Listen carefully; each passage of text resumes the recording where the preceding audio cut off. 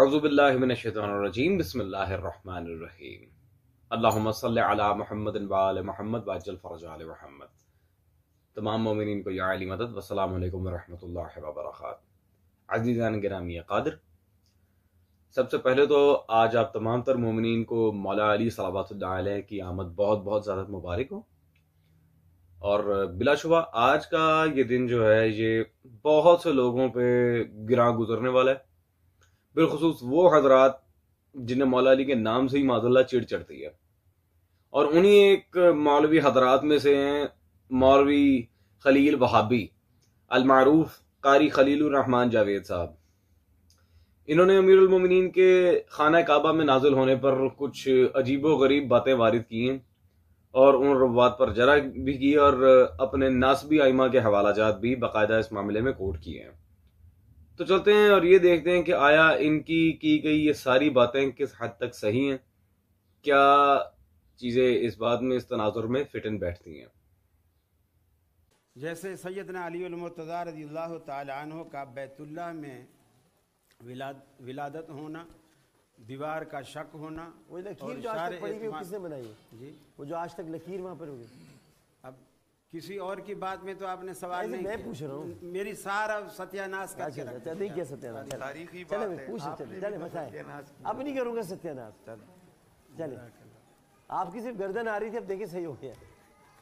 نہیں جزاک اللہ، اصل میں بات ایک بندہ ذہن میں ایک ارے آپ کریں نا، میں تو ایسی میری تو عادت ہے، تو میری بھی عادت ہے ایسی، کیا بات؟ چلے ٹھیک ہے، کریں آپ کریں۔ ہاں تو میں عرض کر رہا تھا کہ اس طرح کی جو روایات ہو سکتا ہے ان کی کتب میں، کیونکہ ہمارے ہاں روات کا سلسلہ الگ ہے، ان کے ہاں الگ ہے، جو اہل السنہ کے ہاں جو احادیث کی کتب معتبر ہیں ان میں یہ روایات بالکل معتبر نہیں ہیں۔ اور رہی دوسری بات کہ جو آج پھر دہرائی گئی وہ بات جو حضرت قریشی صاحب نے دہرائی، اس بات کو پھر دہرایا گیا، میں نے کل بھی اس کے لیے عرض کیا کہ بالکل من گھڑت روایت جو معتبر خود امام طبری نے بھی کہا، اس میں ایک راوی امام ابراہیم بن حسن ہیں، اس پر انہوں نے مجہول ہونے کا بھی فتویٰ لگایا، اس کے ضعیف ہونے کا بھی فتویٰ لگایا، اور اس کی وجہ سے بھی اسے ضعیف قرار دیا۔ اسی طرح امام ابن تیمیہ رحمۃ اللہ علیہ بھی کہا کہ اس کی کوئی اصل ہی نہیں ہے، اسی طرح ابن جوزی رحمۃ اللہ علیہ نے بھی کہا۔ یہ عزیزان گرامی قادر، یقیناً آپ نے مولوی قاری خلیل الرحمن صاحب کا بیان سن لیا ہوگا۔ دیکھیں خلیل الرحمن صاحب، پہلی بات تو یہ ہے کہ وہ تبری لفظ تبری نہیں ہے، دوسری بات یہ ہے کہ تبری صاحب وہ روایت امام تبری نے نہیں بلکہ امام طبرانی نے اپنی کتاب یہ معجم کبیر میں نقل کی ہے۔ اب عزیزان یہ جو باتیں کر رہے ہیں کہ وہ جی اس کا جو ایک راوی ہے امام ابراہیم بن حسن، اچھا امام بھی کہہ رہے ہیں اور اس پہ پھر جرا بھی کر رہے ہیں، ماشاءاللہ وہ جی مجہول ہیں، یہ ہیں وہ ہیں، اس طرح کی عجیب و غریب قسم کی باتیں کر کے عوام کو بیسیکلی جھانسا دینے کی کوشش کر رہے ہیں۔ چلو انہوں نے ضعیف کہا ہے، انہیں مجہول بھی کہا ہے، ٹھیک ہے جی، تو پہلے یعنی کہ اس چیز کو ہم چیک آؤٹ کر لیں گے کہ ابراہیم بن حسن کا اصلاً سٹیٹس ہے کیا، اس کے بعد ہم دکھائیں گے کہ ضعیف حدیث کا یہاں پہ اہل حدیث مسلک میں کیا معاملہ رہتا ہے۔ یہ میرے ہاتھ میں مطبوعہ بیروت لبنان موجود ہے جی، آپ کے امام ابن حجر عسقلانی صاحب کی تہذیب التہذیب فی رجال الحدیث۔ اب عزیزان گرامی اس میں اس کی یہ تہذیب التہذیب کی جلد نمبر 1 مطبوعہ بیروت لبنان صفحہ نمبر 109، یہاں پر رقم نمبر 204 میں حافظ عسقلانی نے ابراہیم بن حسن کا یہاں ذکر کیا، اور وہ اس کے بارے میں لکھتے ہیں، سب سے پہلے تو امام ابو حاتم کا قول، وقال صدوق، ابو حاتم کیا کہتے ہیں؟ صدوق۔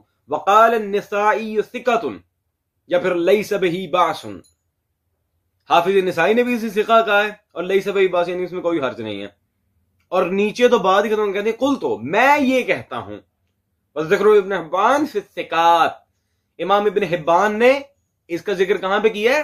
ثقات میں۔ قاری خلیل الرحمن صاحب یہ ذرا غور کریں، آپ کے مسلک کے اتنے بڑے بڑے ائمہ وہ کہہ رہے ہیں کہ یہ ثقہ ہے، صدوق ہے، لیس بہ باس، اور آپ منہ پہ بیٹھ کے، یار خدا کی قسم میں تو حیران ہوں، ٹی وی پہ بیٹھ کے جھوٹ بول رہے ہیں، فلاں نے ضعیف کا، فلاں نے مجہول کا، تعجب ہے خدایا۔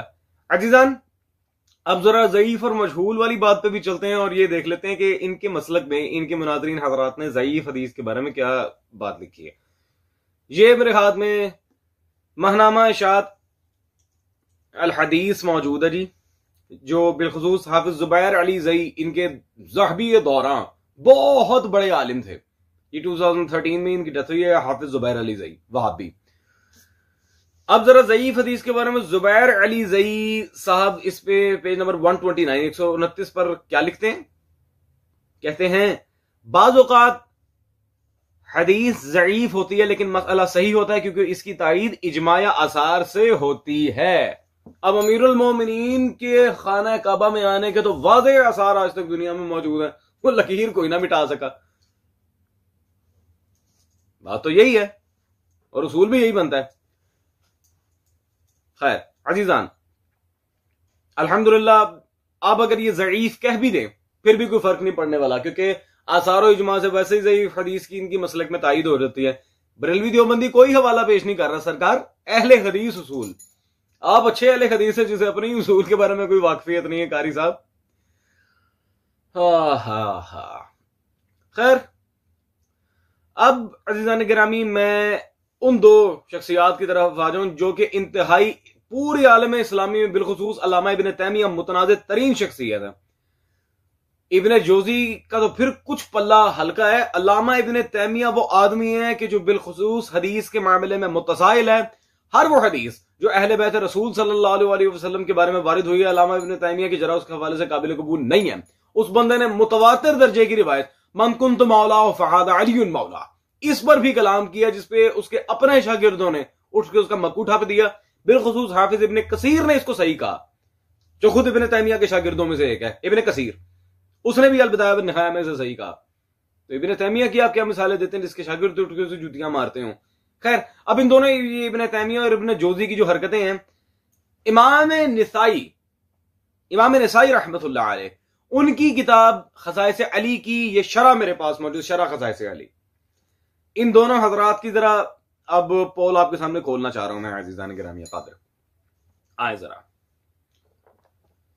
اس میں پیج نمبر 768 پہ یہاں پر بحوالہ فتح الباری و در المختار یہاں تفصیل موجود ہے ان دونوں حضرات کے بارے میں. کہتے ہیں جی معجزات میں یہ حدیث انتہائی بلیغ ہے جو ابن جوزی نے اس کو اپنی کتاب الموضوعات میں درج کر کے خطا کی ہے، اور اسی طرح ابن تیمیہ نے بھی روافض کی تردید میں لکھی گئی کتاب میں موضوع قرار دینے میں خطا کی ہے، واللہ العالم. ٹھیک ہے جی، بحوالہ فتح الباری یہ حافظ ابن حجر اسقلانی کا آپ کے سامنے بیان ہے. ویسے تو یہ حدیث رد الشمس کے لحاظ سے ہے. یہ عزیزان گرامی قادر، تو جو لوگ ویسے ہی حدیث کے معاملے میں خطا پہ ہوں، متسائل ہوں، جن مولا علی کے فضائل برداشت نہ ہوتے ہیں، ان کی ذرا اٹھا کے آپ ہمارے سامنے رکھیں گے، ہم آپ کو مذاق ہی اڑائیں گے، صرف چیدہ ہی لگائیں گے. تو قاری صاحب، تبری صاحب، آئیں اب یہ دیکھ لیتے ہیں کہ آیا مولا علی کا بیت اللہ میں آنا، ویسے تو 117 سے زائد کتابوں کے حوالے الحمدللہ اسے صرف اہل سنت میں پیش کر سکتا ہوں، شیعہ تو پھر پتہ نہیں کتنی، وہ بہت لمبی پھر ایک فہرست بن جائے گی ریفرنسز کی. لیکن میں یہ نہیں چاہتا کل کو یہ اٹھ کے کہیں جی اسلام کے مسئلے جمہوریت سے حل نہیں ہوتے، اس کتاب میں لکھا ہے، اس میں لکھا ہے. آپ سند پر بحث کریں. اوکے، تو آئیں جی، بخاری و مسلم کے سٹینڈرڈ کا امام ہے آپ کا امام الحافظ حاکم النیشابوری. ان کی یہ کتاب میرے ہاتھ میں موجود ہے جی، مستدرک علی الصحیحین، آپ کے امام حاکم کی. حافظ حاکم کی اس کتاب میں عزیزان جلد نمبر 5 میں رقم نمبر 6044 میں حافظ حاکم دو ٹوک الفاظ میں لکھتے ہیں وَقَدْ تَوَاتَرَتِ الْأَخْبَارِ أَنَّ فَاطِمَةَ بِنْتَ أَسَدٍ وَلَدَتْ أَمِيرُ الْمُؤْمِنِينَ عَلِيَّ بْنَ أَبِي طَالِبٍ قَرَّبَ اللَّهُ وَجْهَهُ فِي جَوْفِ الْقَعْبَةِ.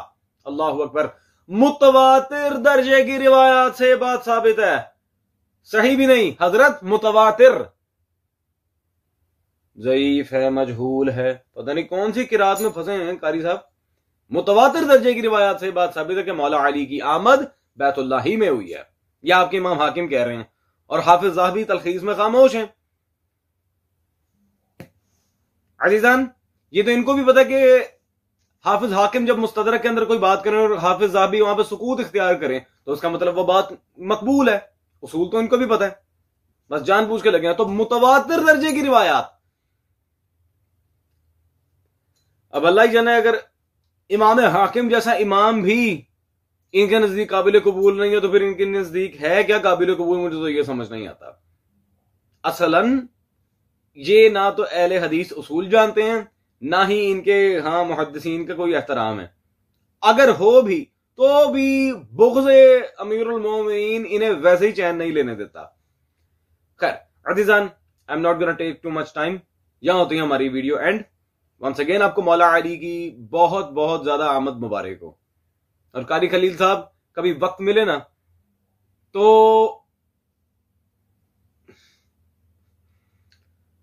چلے خیر چھوڑ, کچھ نہیں.